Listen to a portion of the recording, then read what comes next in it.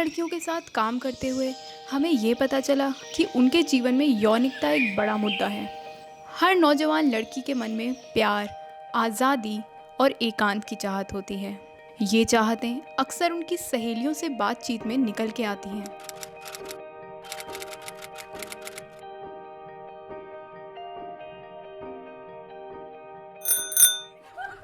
तो एक दिन क्या हुआ, मैं मार्केट जा रही थी, मेरी अम्मी ने मुझसे बोला कि भाई को ले जाओ साथ में।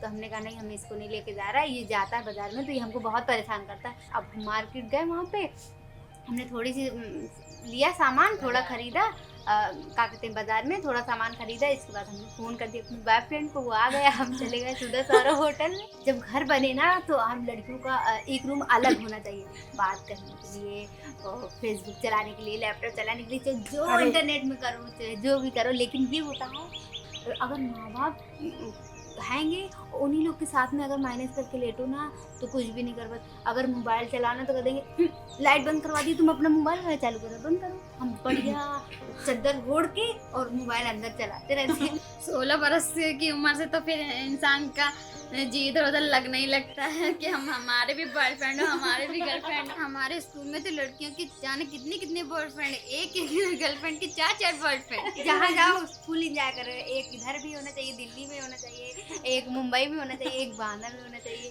तो लड़के लोग भी गर्लफ्रेंड 4-4 रखते हैं, क्या लड़कियाँ नहीं रख सकती हैं? अब पता है मेरे मोबाइल में ना अक्सर कभी-कभी होता है कि रॉन्ग नंबर आते हैं, लेकिन मैं ये सोचती हूँ क्या मेरे बस मोबाइल में आता है? लेकिन जो मेरी फ्रेंड है वो भी बताती है यार कि हमारे उसमें भी आता है।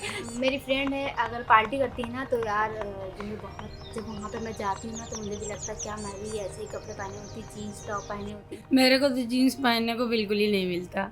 अरे यार मन कर रहा पहनने के लिए, लगता है पहने। मेरा शौक है ना, अगर मुझे ना मतलब छोटा पहनने की वो रहती है ना, तो मैं कभी कभी बाथरूम में जाकर ट्राई कर लेती हूँ और छोटा भी पहन लेती हूँ फुल। पर वैसे मेरे घर वाले आज़ादी नहीं देते इतनी कि मैं छोटा पहन सकूँ। इतने छोटे छोटे कपड़े ना गुसल खाने में ही पहन सकते, बाहर पहन के जाएगा घर वाले बाहर लगा देंगे। झाड़ू लेके मम्मी डरेगी, कहेगी ये कहाँ जा रही है पहन के।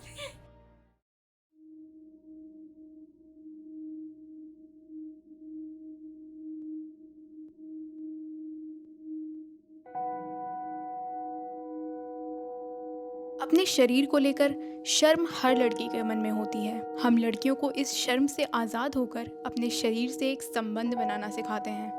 पर अगर सोचा जाए तो कार्यकर्ता होकर भी हम खुद भी इससे आज़ाद नहीं हैं। कभी कभी हम अगर हम देखें कि क्या हम दो टोपी की बात करते हैं कि एक तो हम कहते हैं कि फ्रीडम है, मेरे अधिकार हैं, हम जैसे चाहे वैसे रहें, और एक तरफ हम ये कहते हैं कि मैं सहज तरीके से अच्छी भी बनी रहूं मॉडल के रूप में। तो मैंने भी एक पोस्ट ऐसे ही किया था और उसमें मेरा चेस्ट दिख रहा था और हमने देखा नहीं और उसको हमने डाल दिया। कुछ लोगों ने तो उसे सेक्सी और ऐसे कर करके कमेंट किया, तो मैंने कहा अच्छा लग रहा है, चलो ठीक है। लेकिन कुछ लोगों ने पर्सनली मुझे फ़ोन करके कहा कि आपकी जो छवि है वो एक सामाजिक कार्यकर्ता की बहुत अच्छे रूप में लोग देखते हैं, ख़ास तौर पे जहाँ आप काम करती हो। लेकिन जब आपने आपने पहली बार शायद इस तरीके की फ़ोटो डाली और आपने ध्यान नहीं दिया होगा। लोग पदयात्रा करते हैं तो हर गांव से गांव जाते हैं हम लोग, और पहली बार मुझे बोला कि चलो नहाने जाते हैं। मैं यूज्ड टू हो गई थी कि ये साड़ी बांध के आधे बाथरूम में नहाओ। फिर वो लेके गई, एक संगठन की बहन आती, फुल मून नाइट था, कपड़ों पे पानी डालना शुरू किया। बोलती क्या कर रही हो कपड़े, फिर तुम्हारे पास कितने कपड़े लेके आई हो, तुम बहुत कपड़े लेके आई हो क्या, तुम कपड़े उतारो नहा लो। बोला ठीक है। तो धीरे धीरे ऐसे कपड़े उतार के धीरे से ऐसे बैठ के पानी डाल रही थी अपने आप पे। बोलती क्या है, ऐसे थोड़ी ना अपनी बॉडी तुम धोगी, तो पूरे दिन का स्वेट है, ये है वो है वो है, ठीक से खुल के नहाओ, क्या है ये। तो खुली, नहाई।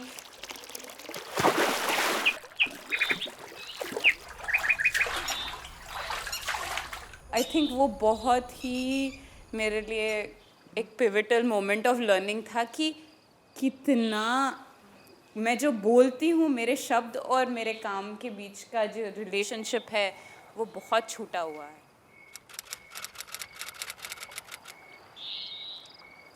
दोस्ती, प्यार, और शारीरिक संबंध की चाहतें सबके मन में होती हैं। लड़कियों से उनकी चाहतों के बारे में बात करते समय हमें अक्सर महसूस होता है कि शायद हमें खुद की चाहतों को समझने की और कोशिश करनी चाहिए। थिंक दो विचार आ रहे थे। एक, जब मैं सुन रही थी कि कितने फ्रीडम के साथ बातचीत दोनों लड़कियों के बीच में चल रही थी, तो ये भी आता है कि ये चाहते तो होती हैं, और लेकिन उस चाहत के पीछे हम कई बार रियलाइज नहीं कर पाते कि एक डांट का कितना स्ट्रॉन्ग इम्पैक्ट रहता है। तीसरी क्लास की बात है या चौथी क्लास की बात है कि ऐसे ही हम बच्चों के साथ खेलते खेलते कुछ खेल रहे थे और उसमें किसी ने मेरे लिए चिट बना के लिख दिया आई लव यू और मेरा नाम लिख दिया गटली। लेकिन ये इन्फॉर्मेशन गई, घर में पता चला, और उसके बाद इतनी डांट, इतनी पिटाई, मुझे भी समझ में नहीं आया कि ये क्या बात थी। मतलब मैंने क्या किया, क्या हुआ है। आई लव यू का मतलब भी नहीं पता। तीसरी चौथी क्लास के बच्चे को क्या पता होता है क्या है। एक हादसे की तरह इम्पैक्ट ऐसा पड़ा कि सालों तक आप अपने आप को एक अलग नज़रिए, एक अलग दायरे में देखते हो। तो ये चाहतों को भी किस तरीके से गला घोट दिया जाता है और कितना वक्त लगता है इससे उबरने में। मैं छोटी थी तब से मेरी सगाई हो गई है और 8 साल पूरे होने आए। मैं पहले से कभी बाहर नहीं गई हूँ। लड़कियाँ ऐसे घूमती है तो मैं तो घर पे ही रही हूँ। और 12 की एग्ज़ाम थी, एक्सटर्नल थी, वो भी 7 दिन बाहर निकली थी। उसका मज़ा बहुत अलग था। फ्रेंड्स के साथ एग्ज़ाम देने को मिली कि बाहर कैसा होता है।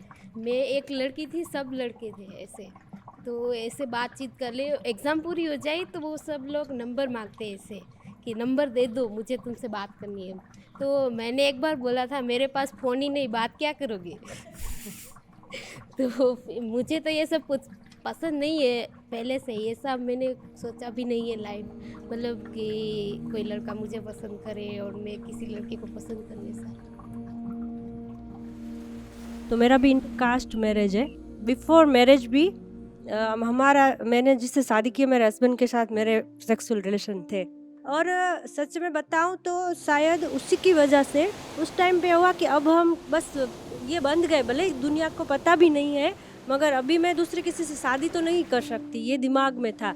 वो रिलेशन थोड़ा 1 साल 2 साल आगे बढ़ा, तब थोड़ा बहुत रियलाइज़ हो रहा था कि शायद इसके साथ मेरा नहीं है, ट्यूनिंग जम नहीं रहा है, मगर अब तो कुछ पीछे नहीं हट सकते।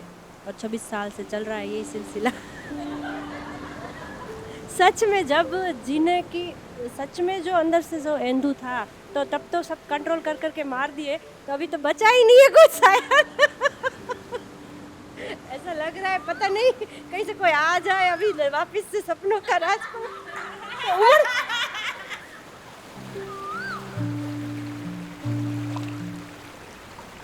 युवा लड़कियों की यौनिकता अपने आप में एक उलझा हुआ मुद्दा है। इसे समझने और इसके इर्द गिर्द काम करने में हमें अलग अलग तरह की चुनौतियों का सामना करना पड़ता है। कुछ हास्यजनक तो कुछ ऐसी जो सोचने पर मजबूर कर दें। एक बार एक लड़की मतलब बोली कि हमारे फूफा जी आए हैं, उनके घर में डस्टोन है, तो दीदी हमें चले जाने दो। तो हम लोगों ने कहा कि ठीक है 1 घंटे में आ जाना।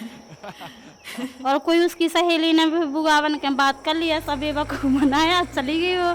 फिर जो उसके गांव की लड़कियां थी तो वो बोली दीदी आपने क्यों भेजा दिया, वो उसका तो बॉयफ्रेंड है। फिर दिमाग खराब हम लोगों का। फिर हम लोगों ने बात की तो वो सुबह छोड़ गया था 6 बजे। लड़कियां बहुत जिज्ञासु होती हैं, किसी भी वर्ग की हुए, किसी भी धर्म की हुए। तो ये बात सत्य है कि अपन लोग उनके पास वो माहौल बनाते हैं कि वो सब बात अपन को बता देती हैं लड़कियां। तो उन बातों के साथ में हम एकदम से तो दुनिया पलट नहीं देंगे, क्योंकि उस समुदाय में जाना है लड़कियों को वापस, हमें भी जाना है काम करने को। हम फील्ड में काम करते हैं तो वहाँ देखते हैं कि एक लड़की का कुछ होता है तो सारी लड़कियों पर लगाम लग जाती है। लड़कियां बोलती दीदी हम आ रहे हैं, लेकिन फिर वो आते नहीं हैं। क्यों नहीं आते हैं? क्योंकि वो घर में तक मैसेज पहुंच गए हैं कि ये लोग आते हैं, इस चीज़ों के बारे में बताते हैं। तो बहुत इफ़ेक्ट पड़ता है अगर लड़कियां आके एकदम बोल रही हैं। तो हमें भी चीज़ों को सोचते हैं कि समेट के रखें, कहाँ तक कौन बोलेगा, कहाँ तक कौन क्या करेगा, ये डिपेंड कौन कर रहा है? कम्युनिटी ही कर रही है। और अभिभावक के मन में है कि सब हम मतलब मेरी बच्ची के लिए सबसे ज़्यादा शुभचिंतक हमसे ज़्यादा कोई शुभचिंतक हो ही नहीं सकता है, क्योंकि हो सकता है कहीं ले जाके हम बेच दें। एक लड़की आई थी, वो 16 साल की थी, तो वो लड़की बोली मैं एक लड़की से प्यार करती हूँ और वो लड़का मुझे शादी करूँगा बोल के मेरे साथ ज़बरदस्ती किया। उसने बोला कि अभी तो मैं प्रेग्नेंट हूँ, 5-6 महीने का है मेरे बेटे का बच्चा। तब मैंने पूछा तो तुमने क्यों पहले उनके साथ ऐसा काम किया, नहीं करना चाहिए था? तो वो लड़की बोली नहीं, मुझे शादी करूँगा बोल के मुझे ऐसा किया। तो महिलाओं को इकट्ठा करके बोली, मीटिंग में बोली, तो कुछ महिलाएं ऐसे निकली हमारे ग्रुप से, लड़की के साथ नहीं है, लड़का तो धनी घर का है, उनके कष्ट के लोग बहुत नौकरी चाकरी करते हैं और उनके खिलाफ हम बोलेंगे तो दुश्मन हो जाएंगे। और उसके बाद क्या हुआ, 5-6 दिन के बाद वो लड़की गायब है गाँव से। अब 5-6 महिला से तो कुछ होगा नहीं, एक गाँव का समस्या हल नहीं होगा। यौनिकता जैसे मुद्दे के बारे में बात छेड़ना आसान नहीं है, तो फिर इस चर्चा की शुरुआत कहाँ से होती है और इसमें क्या क्या बातें आती हैं? हम लोग जब रेनबो में कोई एक्टिविटी कराते हैं, एक बैलून का एक्टिविटी कराए थे और बच्चियों को बोले कि आप अपने शरीर के अंगों को लिखो, सारे अंग को लिख दिए, लेकिन चेस्ट, योनि, इस तरह की चीज़ को लिखने में वो शर्म कर रही है। तो मुझे इस तरह का एक्टिविटी के माध्यम से भी बच्चे को बताना पड़ेगा कि वो भी मेरा शरीर का बहुत ही इम्पॉर्टेंट और संवेदनशील पार्ट है। हमारे शरीर में हम लड़की हैं, हम पीरियड हुए, ये गौरव की बात है। SRHR के भी सेशन लेते हैं गाँवों में, तो उसको वही बताते हैं कि भाई वो कौन सी दवाइयाँ है, आई पिल्स है, ये माला डी है, ये सब उसको बताने लगे हैं हम। अभी तो लड़कियों को बताने लगे। इन सब बातों में सबसे महत्वपूर्ण ये समझना है कि यौनिकता का मतलब आखिर है क्या? क्या ये केवल शारीरिक या स्वास्थ्य से जुड़ा मुद्दा है? वैज्ञानिक है, वो हमको बता रहे हैं कि देखिए ये उम्र ऐसी है, हार्मोन आता है, ये होता है, फिर ये बढ़ता है, फिर ये घटता है। तो हमारा एक मेडिकल साइंस के लोग भी हमको आके कह रहे हैं ये देखिए, ये जानकारी जान लीजिए, है ना। पर ये जानकारी किसके लिए जान लीजिए? एक मेडिकल डिस्कोर्स हो गया है कि अब तो जवान होना तो ऐसी बात है कि मतलब कि खतरा, रिस्क। तो अगर कोई लड़की या लड़का किसी एक तरीके से बिहेव कर, देखिए इसके हार्मोन्स हो रहे हैं। मैं इसको एक ऐसे व्यंग में कह रही हूँ, मैं ये नहीं कह रही कि हमको ये जानना नहीं चाहिए। यौनिकता हमारे विचारों, हमारी फैंटेसी, हमारी शरीर, इन सब में हम अनुभव करते हैं। तो उसको हम बिल्कुल मेडिकल भाषा में बांध के नहीं कर सकते। हम उसको केवल वैचारिक इशू और मुद्दा विचार विमर्श का करके हम नहीं कर सकते। अगर हमको सच में युवा लड़कियों और लड़कों की यौनिकता के मसले को समझना है, तब हमको उसकी अपनी पावर को भी समझना है।